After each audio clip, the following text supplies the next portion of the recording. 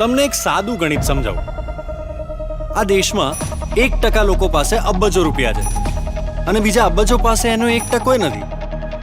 હા, કેવો સ્કેમ. અને મારો જન્મ સ્કેમ થવા માટે નથી થયો. આઈ એમ ધ સ્કેમ. આ પ્લાન બનાવવાથી લઈને તમને ટ્યુશન આપવાથી લઈને આમાં લાગતી સાધન સામગ્રી લાવવા સુધીની જવાબદારી બધી મારી. દાદા, ટીમ તૈયાર ને? ક્યારે આવું? હા, એ તો જા. કોઈને કહેશો ને તો માનશે નહીં. કોણ જ માનશે કે 7 જણ્યાને એક ધોત્યું બેંક લૂંટી ગયા?